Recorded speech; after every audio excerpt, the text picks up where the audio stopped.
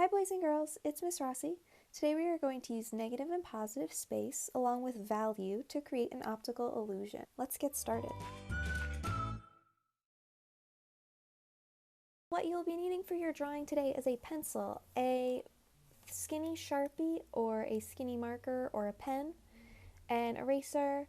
I have a Q-tip to blend my pencil together to create shadows, and I have some colored pencils for what I'm going to be coloring in. If you don't want to color in your drawing, that is okay, you don't need to.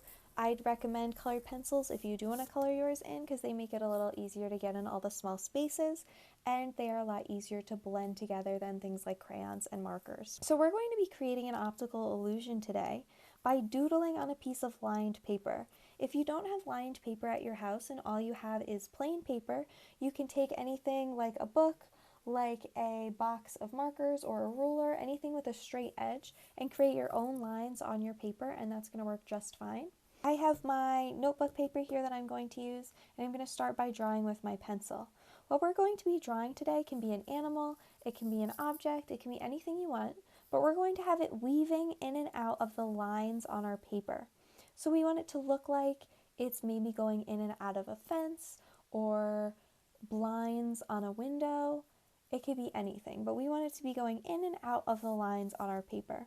The way that we're going to do that is by drawing it and leaving positive and negative space. Positive space is where it's fully colored in. Negative space is space that we're leaving white and we're leaving empty. So on my paper, I'm going to start drawing, I think I'm going to do an animal. I'm going to do a snake. You can do anything that you'd like. I'll show you a snake because it's kind of easier to do to get started. If you want to do any other animals, an octopus works really well because it has all the tentacles. Elephant could work because it has the trunk that goes in and out. Or even a cat or a dog can work if you want their paws or their tail going in and out of your lines. That would work. Even a dragon, a serpent, anything. I'm going to do a snake. The snake body is what I'm going to draw first. I want my body to go in and out of the lines. So as I'm drawing, I'm going to skip over some of the lines on my paper.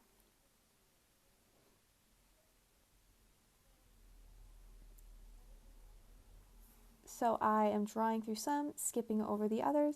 You can go over some bigger sections and skip over bigger sections if you want to. I'm going to curve my snake back up and make the head right here. So I'm not going to skip any sections by the head.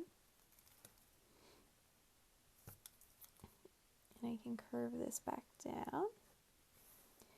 And I can bring up the other half of my body that I just added all the way over. And I'm going to skip those same sections here to complete that half of my body.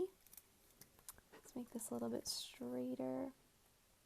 And I'm just going to keep going in and out of those lines and connecting. If it's easier for you to just draw all the way through and then go back and erase, that is totally fine and is a great way to do this if you don't want to keep skipping over. So I drew that whole tail section, and I can go in and decide where I might want my snake to be coming out of and weaving into. So I can even go like this and just reopen those areas where I want my snake going over or going under, just like that. I think it comes out a lot cooler if there are areas where your snake is going over and under that don't match up on both sides. So the tail is going under this section, but it went over it in this area. So I think those come out pretty nice. I'm actually going to connect these so that piece is a little bit bigger, and it will be easier for me to color when I'm done. And I think that's going to be good for the shape of my snake and how many sections I want to leave open. So all these areas where I'm drawing the body of my snake are going to be positive space because I'm going to fill those in, and all the areas that I'm leaving blank are going to be the negative space because they're going to hold the same color and texture as my paper. I'm not going to touch those areas yet. What I'm going to do next is just cap off each section by tracing the line of my paper where my snake's body is going to be ending and restarting. Whoops. There we go. So I'm just tracing the line of my paper to show where the body is ending, where it's going underneath that line, and then where it is coming back up, just like that. And with my Sharpie pen, I'm going to trace all of my pencil lines so then I can start to color.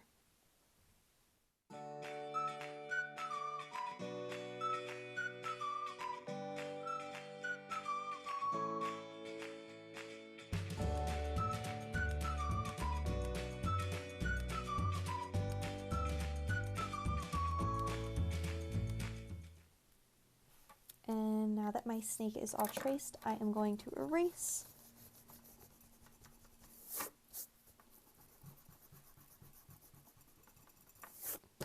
And I'm going to actually start to color. So I'm going to shade my snake so it goes darkest to lightest. I have 4 different colored pencils here. I have a very dark green, a medium color green, a light green, and I have a yellow. And that's going to create value for my snake. So up here at the top, I'm just going to show you my colors. So my dark green is going to act as my shadows for my snake. So anywhere the light is not hitting it, it's going to be a shadow, and that is going to be a lot darker, so I'm using my darker green. I have a medium color green, and then I have a lighter green, and then I have a yellow, so that's going to act as my highlight or my brightest section. So I'm going to blend all these colors together in my snake to make it look more 3D, like it has more shape that is 3-dimensional. It takes up more space than just a flat surface. So I'm going to start with my darkest green to add my shadows. A shadow goes anywhere the light is not hitting something. So if I hold my hand up here, you can see the shadow of my hand underneath where the light is not able to hit my paper. So it is a lot darker there. Even just looking at my hand, this side of my hand is a lot lighter because the light is coming from that direction than this side where there is a shadow. Think about where your light is going to be hitting your object and where you think the shadows are going to be resting. So I'm imagining my light coming from this area. So this whole section is going to be a lot lighter than the underneath of my snake down here because the light wouldn't be hitting there. So I'm going to take my dark green and I'm going to color my dark green all along the right side of this half of my snake because I'm imagining the light is coming from here, so that section would be a lot brighter. So I'm just going to go with my dark green all along the underneath of my snake, and I'm also going to bring my dark green in these areas where my snake is coming out and going under the lines of my paper. So all these ends that I capped off with my Sharpie where I closed my shape, I'm going in with my dark green and I'm filling those in just a little bit to make them a little bit darker to add a shadow. Some you can make bigger than others to show a larger shadow coming out, but it's up to you. Now I'm going to go back with my dark green and I'm going to press lighter and color out a little bit more into the snake's body so I can blend this dark green into my other colors. It is always easier to make things darker than it is to make them lighter, so I don't want to fill in a lot of my space with this dark green. I really just want to fill in a small amount to lay the base for my shadows, but leave enough space for me to add all the other colors that I have planned out. So I'm just taking a lighter touch while coloring in with my green colored pencil, so I'm pushing a lot lighter as I come out of this space into the other areas to blend my shadow. So if my light is coming from up here, my shadow might only exist to right about here, and then the light's going to be hitting it, and then my shadow might come back up over here where the light might not be hitting it as much because the body is blocking it. So I'm just going to use a little bit of light green there, and I'm going to do the same thing down here on this end, adding a little bit of my dark green, and then deciding where I think my light is going to be hitting my snake down here. If my light's coming from over here, it's probably going to be hitting this side of my snake. So I can bring my darker green down along this side and lighten that up towards the center. And then I think the light is also going to be hitting the top of my snake's head if it's coming from this direction. So I can bring some shadows down here where it's curving, because if it's bending, I know the light probably isn't hitting it. And just like that, I can add some shadows along the face.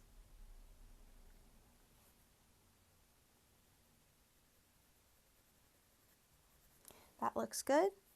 Now I can go in with my next colored green. So I'm taking my medium shade of green, and I'm just going to go along my dark green and bring this lighter shade closer towards the middle. So this is going to be a transition color that is going to help blend my dark green into my lighter green and into my yellow.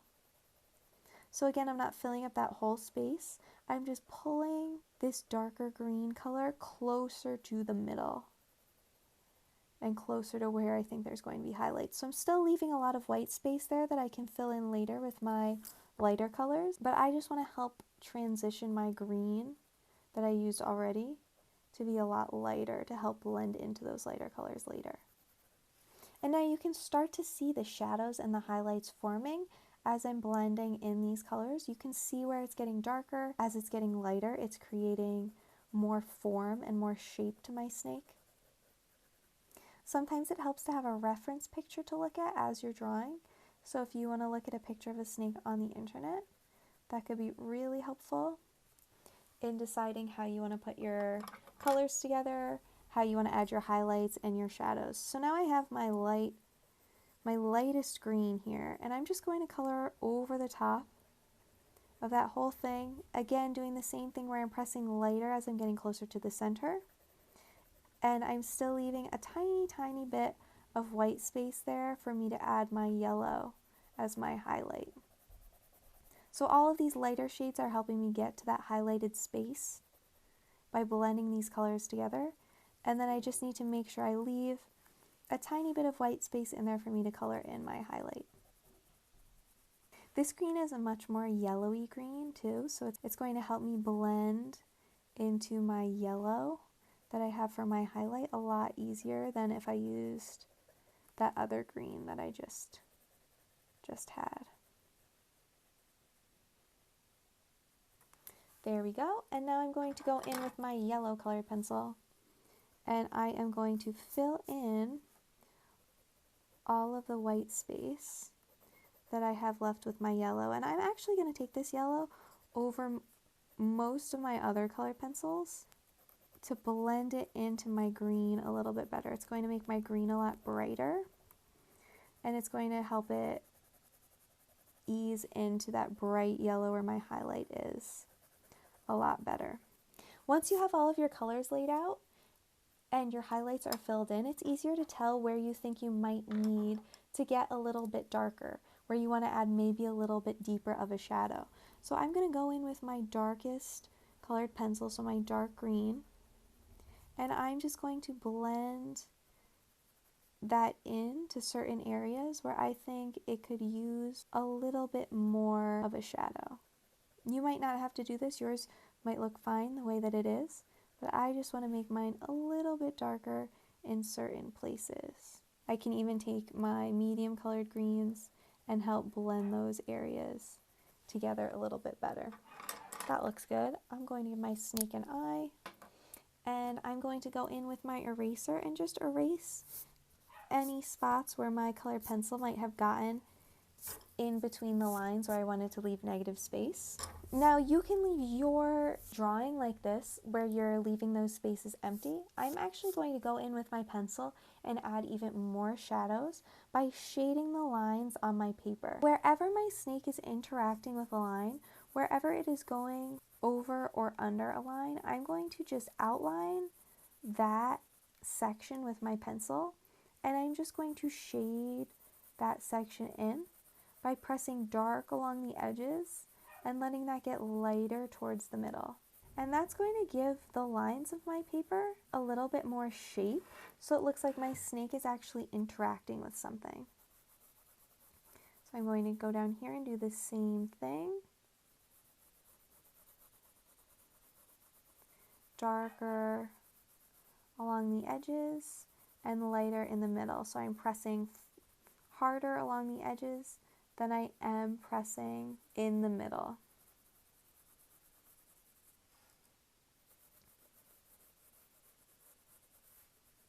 And you can carry that shadow all the way out if you want. If you want it to just exist where your drawing exists, that is okay too.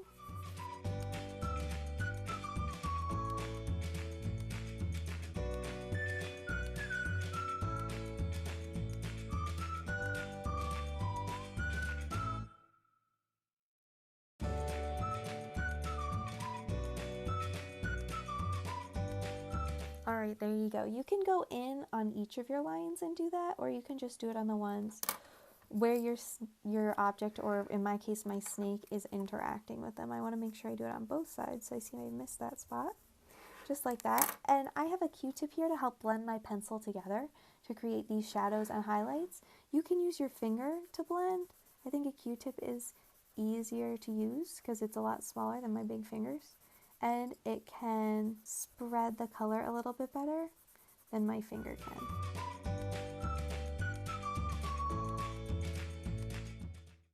But the last thing I'm going to do is add a shadow for my snake. I'm just going to color lightly with my pencil all along my lines. While you're making your shadow should skip the lines similar to the way that your snake is. So if my snake is going underneath this section right here, you wouldn't see the shadow on top of that section. So I'm going to color around that to avoid coloring that space in. Your shadow is always going to be a little bit spaced out away from whatever you're drawing. And I can continue it over here for the head of my snake. Now the head of my snake is fully forward. It's not going behind anything. So I can drag my shadow coloring all the way along the top. I don't have to worry about the shadow of the head of my snake going underneath any of these because it is fully out. It is fully over the top of all of them. In this area, my shadow is going to kind of weave in and out a little bit more because my body is going in and out of these sections. So in this case, that section would be creating the shadow on my snake, which I already colored in when I did the darker colors up there. So I think that's going to look good. I'm going to take my Q-tip again and just swirl that around to blend my shadow together so it doesn't look like individual pencil lines and it just looks like one shadowed space. And that's going to do it for my optical illusion through the lines drawing. So I started by sketching my snake body by skipping some of my lines on my paper to create negative space in my drawing. Then I shaded in my snake, making sure I used a darker color in areas where I thought there would be shadows and lighter color in areas where I thought there would be highlights to create value. If you want to do this in pencil and not do it in color, you can. You would just press harder with your pencil in all the areas where it was darker and press lighter and leave white space in all of your highlights, similar to the way that we shaded in those lines of our paper. After I traced and colored in my snake and added my shadows, I added some shading to my lines on my paper by making them darker along the tops and the bottoms and lighter in the middle so they'd act more as an actual object instead of the lines on my paper. And lastly, I went in and I added a big shadow along the lines of my snake. Now you can stop your drawing after you draw and color in your snake. You don't have to color in the background and color in the lines like I did. I just think it helps with the optical illusion that your drawing is going in and out of something.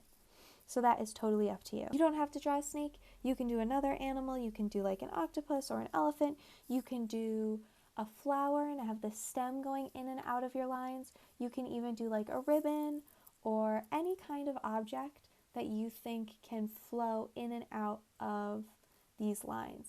If you want to make your lines on your paper the blinds of a window, you can do that and have someone peeking out of the blinds by only being able to see certain parts of their face through the lines. That's another cool way you can do this. It's totally up to you. This is something that might take a little bit of practice and a little bit getting used to since we don't do a lot of shading in class, but once you get the hang of it, it's going to get a lot easier and your drawings are going to look awesome. Once you're finished, take a picture and share it with me on your Google Doc.